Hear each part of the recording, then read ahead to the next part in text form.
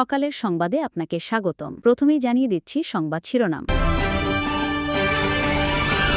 জুলাই হত্যাযোগ্য মামলায় শেখ হাসিনার মৃত্যুদণ্ডের রায়কে নজিরবিহীন দৃষ্টান্ত বলছেন রাজনৈতিক বিশ্লেষক ও আইনজীবী। তাদের মতে এই রায় দল হিসেবে আওয়ামী লীগের বিচার করতেও কাজে লাগবে। রাজনীতিবিদদের এর থেকে শিক্ষা নেওয়ার আহ্বান জানান তারা। এছাড়া শেখ হাসিনাকে ভারত থেকে ফেরানো কঠিন হলেও হাল না ছাড়ার পরামর্শ বিশেষজ্ঞদের। নেই ল্যাব বা মাল্টিমিডিয়া সংক্রান্ত সেবা, এক যুগেও প্রকাশ হয়নি সাময়িকী। তবু এই দুই খাতে কোটি কোটি টাকা আদায় করছে রাজধানীর মণিপুর উচ্চ বিদ্যালয় ও কলেজ। খোদ সরকারি তদন্তে উঠে এসেছে এমন তথ্য। আর কলেজ সরকারিকরণের নির্দেশনা জারি হলেও বেশি বেতন নিয়ে অব্যাহত রাখতে প্রক্রিয়া আটকে রেখেছেন সিদ্ধেশ্বরী গার্লস কলেজের শিক্ষকদের একাংশ। দুর্নীতি রোধে স্বচ্ছতা ও জবাবদিহি নিশ্চিতের পাশাপাশি শিক্ষা প্রতিষ্ঠানের বিভিন্ন ফি আদায়ের বিষয়টি সরকারকে মনিটরিংয়ের পরামর্শ টিআইবির। শুল্ক যুদ্ধের মধ্যেই চলতি অর্থ বছরের প্রথম 4 মাসে মার্কিন বাজারে 5.14% বেড়েছে বাংলাদেশের তৈরি পোশাকের রফতানি। এ সময়ে প্রায় 3% প্রবৃদ্ধির দেখা মিলেছে তৃতীয় শীর্ষ রফতানি গন্তব্য যুক্তরাজ্যে। বরাবরের মতোই সবচেয়ে বেশি গেছে ইউরোপীয় ইউনিয়নে। লাভের আশায় হিমাগারে আলু মজুত রেখে মহা বিপাকে পড়েছেন আলু চাষি ও ব্যবসায়ীরা। হিমাগার থেকে আলু বের করে বাজারে বিক্রি করে কেনা দামও উঠছে না, এমনকি চাষিদের পকেট থেকেই দিতে হচ্ছে কোল্ড স্টোরেজের ভাড়া। কৃষি বিপণন কর্মকর্তা জানান, আলুর বাজার দর কম থাকায় হিমাগার থেকে আলু বের হচ্ছে ধীর গতিতে। এবার শুনবেন বিস্তারিত।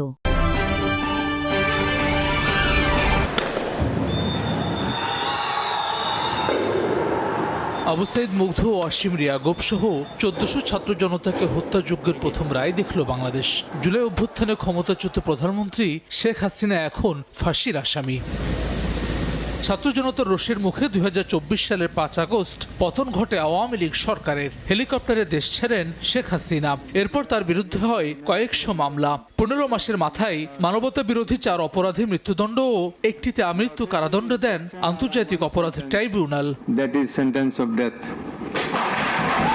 মানবতা বিরোধী অপরাধের পর পুরো বিচার প্রক্রিয়াকে স্বচ্ছ ও আন্তর্জাতিক মানের উল্লেখ করে এই সিনিয়র আইনজীবী বলছেন, এই রায় দল হিসেবে আওয়ামী লীগের বিচারেও কাজে লাগবে। আগে আইসিটি যে সমস্ত বিচার কাজ হয়েছে তার তুলনায় অনেক বেশি স্বচ্ছই আমার মনে হয়েছে। শেখ হাসিনার নিজের বিভিন্ন বক্তব্য, যেখানে তিনি বলছেন যে এটা করা তার দায়িত্ব ছিল, এভাবে আন্দোলন দমন করা। তারপরে হলো একজন স্টেট উইটনেসের বক্তব্য, এটা সাক্ষ্য প্রমাণ যথেষ্ট আন্তর্জাতিক মানদণ্ড অনুযায়ী হওয়ার কথা। যখন দলের বিচারের বিষয় আসবে, এই বিচারের ফলাফল নিশ্চয়ই সেখানে উপস্থাপন করা হবে। শেখ হাসিনার রায়কে নজিরবিহীন দৃষ্টান্ত উল্লেখ করেই রাজনৈতিক বিশ্লেষক বলছেন, জুলাই হত্যাযজ্ঞের পূর্ণাঙ্গ বিচার নিশ্চিতে সব রাজনৈতিক দলকে ঐক্যবদ্ধ থাকতে হবে।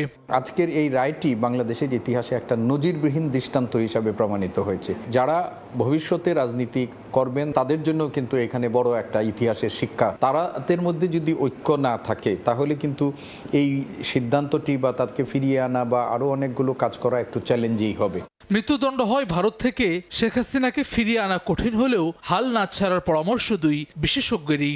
অনেকগুলো দেশেরই নিয়ম আছে যে তারা কাউকে ফেরত দেবে না যদি ফেরত দেওয়ার পরে সে মৃত্যুদণ্ডের মুখোমুখি হয়। ভারতের সাথে বাংলাদেশের অপরাধী প্রত্যাপনের বিষয়ে একটা চুক্তি আছে। সেই চুক্তির আলোকে আইনি প্রক্রিয়া চালানো এবং কূটনৈতিক তৎপরতা চালানো। তাকে বাংলাদেশে ফেরত পাঠাবে এটা আমরা খুব সহজে এটা প্রত্যাশা করলেও ভারত এই কাজটি করবে কিনা আমরা জানি না। জুলাই আন্দোলন দমনে হত্যার উস্কানি, প্ররোচনা ও নির্দেশ দান, সুপিরিয়র কমান্ড রেসপন্সিবিলিটি এবং জয়েন্ট ক্রিমিনাল এন্টারপ্রাইজের মোট 5 অভিযোগ আনা হয়েছিল শেখ হাসিনার বিরুদ্ধে।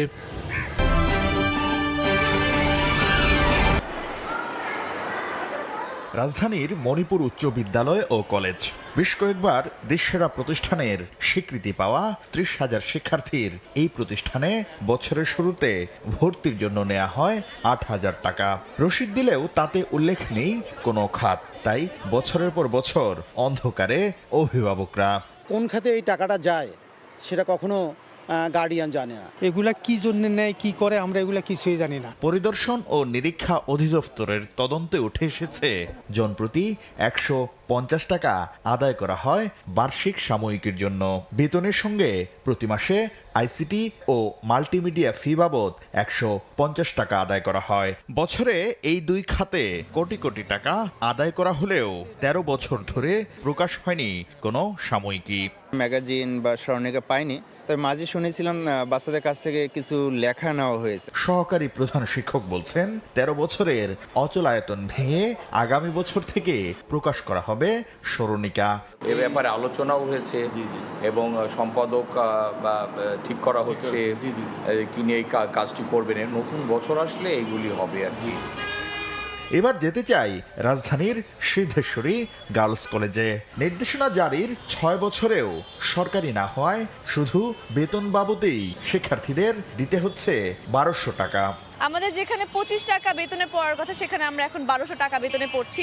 শিক্ষার্থী ও অভিভাবকদের অভিযোগ, কার্যক্রম নিষিদ্ধ আওয়ামী লীগের সাবেক প্রেসিডিয়াম মেম্বার প্রয়াত মতিয়া চৌধুরীর ঘনিষ্ঠ ইমরান হুসাইন ও দলটির সাবেক সংসদ সদস্য নজরুল ইসলাম বাবুর ঘনিষ্ঠ সাদেকিন রহমান ভূঁইয়া সহ শিক্ষকদের একটি অংশ আটকে রেখেছেন সরকারিকরণ প্রক্রিয়া। কিছু সংখ্যক শিক্ষকরাই এটার পিছনে কলকাঠি নাড়তেছে যাতে এটা সরকারিকরণ না হয়। সরকারিকরণের নির্দেশনা জারির পর 2019 সালের নভেম্বর থেকে সব পদোন্নতি স্থগিত রাখার কথা থাকলেও বিগত সরকারের আমলে 2021 সাল থেকে 2022 সাল পর্যন্ত রাজনৈতিক ক্ষমতা দেখিয়ে পদোন্নতি নিয়েছেন 7 জন শিক্ষক। 2019 সালের 17 অক্টোবর থেকে দৈনন্দিন ব্যয়ের বাইরে নগদ ও ব্যাংকে সংরক্ষিত অর্থ থেকে ব্যয়ের ওপর নিষেধাজ্ঞা থাকলেও আগের পদোন্নতি দেখিয়ে 2020 সাল থেকে 6 জন শিক্ষক প্রায় 43 লাখ টাকার অতিরিক্ত আর্থিক সুবিধা নিয়েছেন। টিআইবি বলছে শিক্ষা প্রতিষ্ঠানে নানা অনিয়ম কঠোরভাবে মনিটরিং এর পাশাপাশি দুর্নীতি রোধে স্বচ্ছতা ও জবাবদিহিতা নিশ্চিত করা জরুরি। এই ধরনের বেসরকারি শিক্ষা প্রতিষ্ঠানগুলোতে যে একটা জবাবদিহিতা স্বচ্ছতার আয়ত্তে আনার জন্য একটা সুনির্দিষ্ট মানদণ্ড নির্ধারণ করে সেগুলো কমপ্লায়েন্সে বা মান্য করার বাধ্যবাধকতা তৈরি করা। এদিকে বিগত সরকারের আমলে শিক্ষা প্রতিষ্ঠান পরিচালনায় যে দুর্নীতি হয়েছে তা রোধে যথাযথ প্রক্রিয়ায় মনিটরিং এর কথা বলছে বর্তমান প্রশাসন ও পরিচালনা পর্ষদ।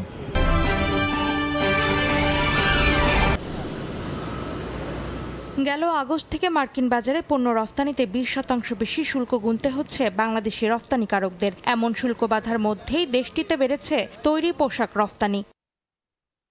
রফতানি উন্নয়ন ব্যুরো ইপিবির দেশভিত্তিক রফতানি আয়ের পরিসংখ্যানে দেখা যাচ্ছে গেল জুলাই থেকে অক্টোবর পর্যন্ত বাংলাদেশ থেকে প্রায় $259 কোটি তৈরি পোশাক গেছে যুক্তরাষ্ট্রে। হিসাব বলছে গত বছরের একই সময়ের তুলনায় যা বেড়েছে 5.14%। এ সময় বাংলাদেশি পণ্যের শীর্ষ রফতানি বাজার ইউরোপীয় ইউনিয়নে $625 কোটি 72 লাখ মূল্যের পোশাক বিক্রি করেছেন উদ্যোক্তারা। মোট রফতানির 48% বেশি এই বাজারে গেলেও প্রবৃদ্ধি হয়েছে মাত্র 0.46%। যুক্তরাজ্যে রফতানি হয়েছে $153 কোটি 39 লাখ পোশাক, যা মোট রফতানির 11.81%, আর প্রবৃদ্ধি হয়েছে 2.72%। এদিকে 10.84% প্রবৃদ্ধি নিয়ে কানাডায় রফতানি হয়েছে $44 কোটি 23 লাখ পোশাক। তবে অপ্রচলিত বাজারে কমেছে রফতানি। গেল বছরের একই সময়ের তুলনায় 2.69% কমে 15টি দেশে রফতানি হয়েছে $216 কোটি 99 লাখ তৈরি পোশাক।